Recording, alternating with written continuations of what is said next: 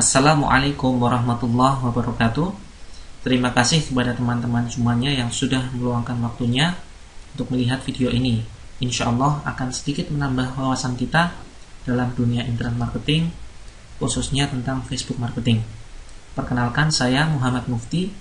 Pada kesempatan kali ini saya akan menyampaikan sebuah materi dasar Facebook marketing, yaitu bagaimana membangun sebuah bisnis online dengan income ratusan juta rupiah per bulannya.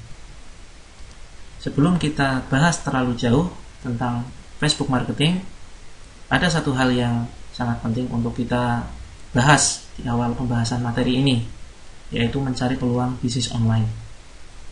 Bicara bisnis online, tentu yang kita cari adalah sebuah profit atau pendapatan atau penghasilan.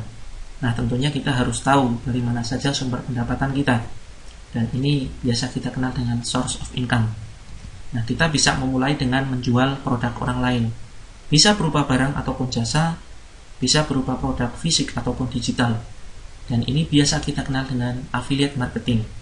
Contoh sederhana ketika kita punya rekan atau teman yang memiliki sebuah produk, misalkan baju muslimah atau tas rajut, atau barangkali yang berupa jasa. Ya, kita memiliki teman yang punyai mesin cetak.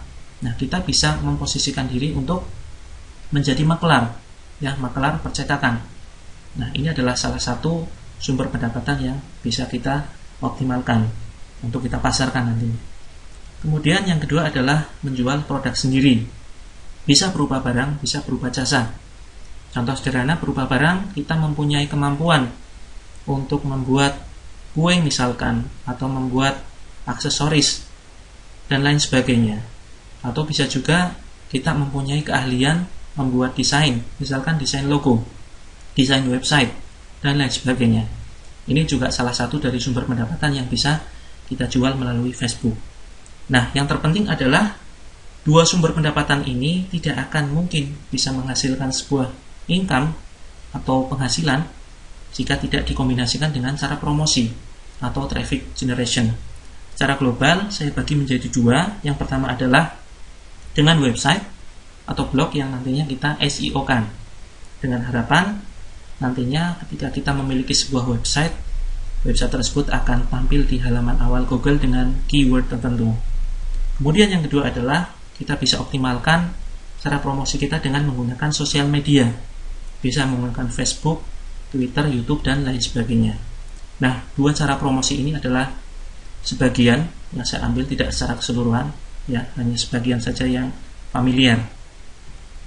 Mari kita analisis mana yang lebih efektif dan efisien, apakah memasarkan produk orang lain atau kita memasarkan produk milik kita sendiri. Masing-masing punya kelebihan dan kelemahan. Mari kita lihat. Menjual produk orang lain yang berupa barang ataupun jasa memiliki kelebihan pertama adalah kita tidak perlu campur tangan masalah produksi. Kemudian Anda cukup fokus pemasaran saja, karena produksi sudah dihandle oleh orang lain. Nah, karena sudah dihandle orang lain, biasanya modalnya kecil, sehingga resikonya kecil dan biasanya hasilnya lebih optimal. Kemudian biasanya tidak perlu stok produk, dan tentunya ini tergantung negosiasi atau persyaratan dari pihak produsen. Kemudian yang selanjutnya, kelemahannya adalah produk yang bagus sulit dicari dan stoknya biasanya terbatas. Ini yang biasa kita temukan, barangkali kita sudah melihat sebuah potensi produk yang bagus, kemudian kita optimalkan dengan Facebook marketing. Ternyata ketika suatu saat kita kebanjiran order, dan kita order ternyata stoknya tidak ada. Nah, ini perlu kita antisipasi di awal agar nantinya kerja keras kita dalam membangun sebuah bisnis online tidak sia-sia. Kemudian yang selanjutnya adalah menjual produk sendiri. Menjual produk sendiri mempunyai kelebihan. Yang pertama adalah bisa berjualan sesuai dengan hobi, minat kita, atau skill yang kita miliki.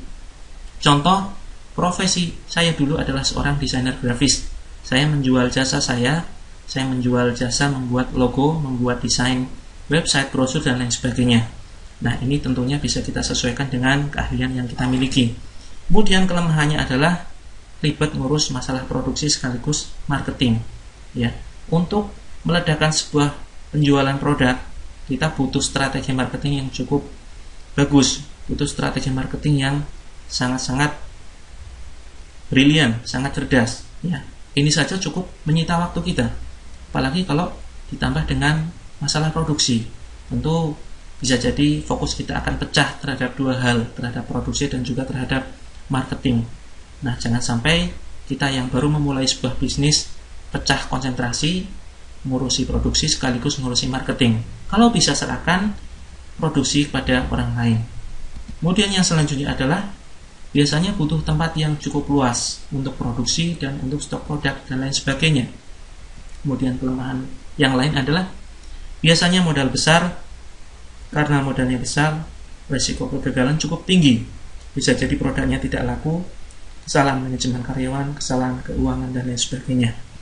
Kemudian yang terakhir adalah sulit menerapkan sistem reseller atau keagenan.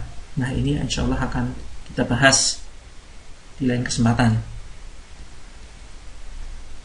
Jika boleh saya sarankan, cara termudah memulai bisnis online adalah menjadi seorang affiliate marketer. Di awal pembahasan materi ini sudah saya sampaikan bahwa affiliate marketing adalah suatu usaha memasarkan produk orang lain. Tahapannya adalah yang pertama, kita mempelajari apa itu affiliate marketing, terus kemudian kita mulai melakukan riset produk dan riset pasar. Nah, ini sangat penting untuk kita lakukan di awal sebelum kita memulai sebuah bisnis online, karena bisa jadi ketika kita salah melakukan riset produk dan riset pasar, maka hasilnya akan fatal sekali. Ketika kita memasarkan produk, maka yang bisa kita jual sebaiknya adalah produk-produk yang memang dibutuhkan masyarakat, tetapi ketersediaannya di pasar sangat terbatas. Ya, misalkan ada krim pemutih atau lulur atau produk-produk lainnya yang kira-kira sangat dibutuhkan masyarakat tetapi tidak mudah ditemui di pasar lokal, di supermarket, di toko-toko, dan lain sebagainya. Ya. Jangan sampai kita salah melakukan riset. Ya. Ketika kita salah melakukan riset produk ataupun salah melakukan riset pasar, maka yang terjadi bisa jadi kita akan gagal. Contoh sederhana, jangan sampai kita memasarkan produk yang sebetulnya sudah banyak dijual di pasaran, tetapi kita tetap jual saja dengan cara online. Tentunya bisa jadi nanti produk kita tidak laku karena orang mudah menemukannya di toko terdekat. Kemudian setelah itu kita bisa melakukan optimasi melalui pemasaran Facebook. Nah, saran saya fokuslah terhadap satu jenis produk dan satu cara promosi. Misalkan Anda sudah mantap untuk memasarkan satu produk herbal khusus wanita, maka fokuslah terhadap produk tersebut, pasarkan melalui Facebook. Jangan kemudian Anda belum merasakan kestabilan dalam bisnis Anda, ternyata Anda sudah tergoda untuk memasarkannya via website. Nah, ini tentunya akan merusak fokus Anda. Bukannya tidak boleh memasarkan via website, tetapi akan lebih bagus Anda stabilkan dulu omset Anda melalui Facebook. Ketika sudah berhasil stabil, maka Anda boleh membangun via website. Kecuali website itu hanya sebuah sarana saja untuk meyakinkan customer. Ini Anda bisa bangun tanpa kemudian mengoptimalkan website tersebut. Kemudian yang terpenting adalah tahap riset produk, ya, sebelum kita mempromosikan produk kita. Ada tahap riset produk dan ini sangat berisiko sekali. Salah melakukan riset maka Anda bisa gagal. Nah, tahapan ini bisa Anda lewati, bisa Anda lompati. Ada satu pepatah yang menyebutkan bahwa pengalaman adalah guru yang terbaik. Tetapi ada yang lebih tepat, pengalaman orang lain adalah guru yang terbaik. Oleh karena itu, jika Anda ingin melewati tahapan ini, Anda juga bisa belajar dari pengalaman orang lain. Ya, Anda tinggal melihat produk yang sudah sukses dipasarkan orang dan banyak orang yang berminat memasarkannya. Apa saja syarat produk yang bisa kita pasarkan? Yang pertama adalah jelas, ketika kita beragama Islam, maka produknya halal, syar'i, dan bermanfaat. Ini tidak perlu kita perdebatkan. Bisa jadi produknya halal tetapi hukum menjualnya masih dalam perdebatan atau kurang syar'i. Nah, silakan Anda bisa mengkaji, tanyakan kepada ustadz, ya, bagaimana hukum menjual sesuatu yang dikategorikan barang syubhat. Misalkan contohnya secara hukumnya produknya halal, ya, misalkan kaos dan celana, tetapi bagaimana hukum menjual itu kepada perempuan misalkan, ya, barangkali berpotensi baju-baju tersebut dipakai mereka di luar rumah. Nah, tentunya ini akan sangat butuh suatu kajian tertentu. Kemudian yang selanjutnya adalah Kalau bisa, kita pasarkan produk-produk yang memang bermanfaat dan dibutuhkan orang. Apakah ada produk yang tidak bermanfaat dan tidak dibutuhkan? Tentu banyak, ya, yaitu produk yang mengajarkan gaya hidup hedonisme misalkan, gaya hidup glamor dan lain sebagainya. Akan sangat bermanfaat bagi kita dan orang lain apabila kita memasarkan produk-produk yang memberikan nilai tambah bagi mereka, misalkan produk kesehatan, produk perawatan tubuh dan lain sebagainya. Kemudian yang selanjutnya adalah, kalau bisa carilah sebuah bisnis yang murni penjualan produk 100%, bukan bisnis perekrutan, ya. Karena banyak sekali dalam tanda petik bisnis yang mereka mengaku bahwa mengklaim bahwa bisnis mereka adalah murni bisnis, padahal bisnisnya adalah perekrutan. Mereka gencar sekali menawarkan untuk bergabung menjadi anggota, menjadi member. Dari mana penghasilan mereka? Mereka dibayar dari banyaknya orang yang bergabung. Ya, itulah bisnis mereka. Setiap ada satu orang yang bergabung, maka mereka akan mendapatkan penghasilan. Maka hindarilah bisnis semacam ini. Carilah bisnis yang murni penjualan produk 100%. Kemudian cari juga ya modalnya kecil, kemudian risikonya kecil dan memberikan potensi keuntungan yang besar. Ini juga banyak bisa kita temui di pasaran. Selanjutnya, carilah bisnis yang produknya kira-kira bisa menjangkau seluruh dunia. Ini biasanya produknya kecil dan padat, bukan berupa cairan. Tidak kemudian kita memasarkan lemari yang ukurannya cukup besar atau kasur dan lain sebagainya. Selanjutnya, produknya unik dan nyata dibutuhkan banyak orang. Sifatnya habis pakai dan ada potensi repeat order. Ini juga perlu kita antisipasi di awal, ya. Kita perlu pertimbangkan produk yang akan kita pasarkan. Produknya memang benar-benar unik dan nyata. Artinya tidak banyak tersedia di pasar, tetapi dibutuhkan banyak orang. Sifatnya habis pakai dan ada potensi repeat order. Artinya ketika mereka membeli produk kita, kemudian karena butuh, ketika habis mereka akan beli lagi.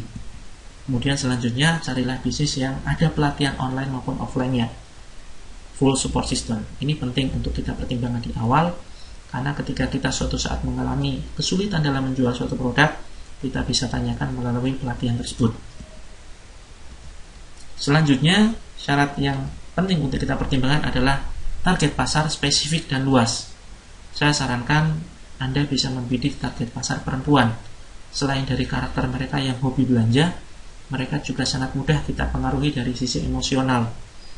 Ada teknik closing yang sangat manjur sekali untuk kita praktekkan hanya untuk perempuan saja, tapi akan sangat kesulitan jika kita praktekkan kepada pasar laki-laki. Lagi pula, jumlah persentase penduduk perempuan jauh lebih banyak daripada penduduk laki-laki. Kemudian selanjutnya bisa dilakukan siapapun, kapanpun, dimanapun, baik sebagai bisnis utama atau bisnis sampingan. Ini untuk kepentingan kita sendiri dan untuk kepentingan reseller kita. Karena tidak semua orang mereka akan menjadikan bisnis online itu sebagai bisnis utama. Rata-rata adalah pelakunya ibu rumah tangga yang hanya menjadikan bisnis online mereka adalah bisnis sampingan. Artinya, carilah bisnis yang tidak harus dikerjakan full, ya, full standby dari pagi sampai sore. Carilah yang bisa dijadikan bisnis sampingan. Kemudian ada peluang pendapatan ratusan juta rupiah hingga tak terbatas dan bisa dihitung secara logis. Contoh sederhana, kita memilih sebuah produk yang keuntungan, ya, selisih dari harga agen dan harga konsumennya adalah misalkan 100.000. Kita mendapatkan keuntungan 100.000, maka ketika kita bisa menjual 1.000 produk dalam sebulan, maka yang kita akan dapatkan adalah 100 juta rupiah. Ini adalah perhitungan yang sangat logis dan sederhana. Kemudian yang terpenting ada aturan jelas dan adil dari produsen atau perlindungan bagi agen atau reseller. Ini juga insya Allah akan saya jelaskan di lain kesempatan. Kemudian bersistem autopilot sehingga bisa diwariskan. Ini sangat penting karena suatu saat jika kita memasang sebuah sistem, diharapkan bisnis tersebut akan tetap berjalan walaupun tanpa campur tangan kita sendiri. Kemudian yang terpenting adalah aman dijalankan dalam jangka panjang. Jangan sampai kita memilih sebuah produk atau sebuah bisnis yang hanya booming sesaat saja, yang hanya musiman. Lalu kemudian, kenapa saya sarankan dengan menggunakan Facebook? Karena pertama, penggunanya luas, mudah dijangkau. Dari pasar menengah hingga pasar kalangan atas, mereka sudah mengenal Facebook. Dari anak SD hingga profesor, mereka menggunakan Facebook. Saat ini penggunanya di Indonesia mencapai 60 juta lebih. Sedangkan di dunia hampir mencapai 2 miliar. Nah, ini tentunya potensi pasar yang sangat luar biasa. Kemudian mudah dilakukan siapapun. Artinya, seperti yang sudah saya bahas sebelumnya, bahwa penggunanya sangat luas dan bisa dilakukan siapapun. Bahkan kalangan orang-orang yang tidak mempunyai basis latar belakang pendidikan, mereka bisa dan terbiasa menggunakan Facebook. Biaya hemat bahkan gratis. Kita bisa mengoptimalkan Facebook dengan cara gratisan. Kemudian mudah membidik target pasar. Misalkan kita sudah mantap memasarkan suatu produk khusus perempuan misalkan, maka kita bisa membidik target pasar perempuan dengan spesifik, dari umur tertentu, lokasi tertentu, pekerjaan tertentu, pendidikan tertentu. Sangat-sangat mungkin dan mudah untuk kita bidik. Dan ini hanya bisa dilakukan dengan Facebook, tidak bisa dengan website. Kemudian selanjutnya, sistem bekerja untuk kita. Bagaimana kita bekerja cerdas. Artinya ketika kita sudah kewalahan order, kebanjiran order, kita cukup merekrut satu admin atau karyawan yang khusus sebagai customer service. Kita tidak perlu merekrut satu tenaga marketing. Ya, ini adalah suatu penghematan bagi kita. Apa syarat untuk bisa berbisnis online? Jika Anda sudah bisa mengoperasikan handphone, minimal SMS dan mengangkat telepon, serta terbiasa bermain dengan Facebook, maka Anda sudah bisa menghasilkan uang dari internet. Ya, itu saja. Nah, ini merupakan sebuah contoh produk habis pakai, unik dan bermanfaat, pasar spesifik dan luas. Ada krim pemutih misalkan, ada makanan ringan, ada sabun pemutih, dan lain sebagainya. Demikian yang bisa saya sampaikan pada kesempatan kali ini. Saya yakin masih banyak kekurangannya, kurang lebihnya mohon maaf. Assalamualaikum warahmatullahi wabarakatuh.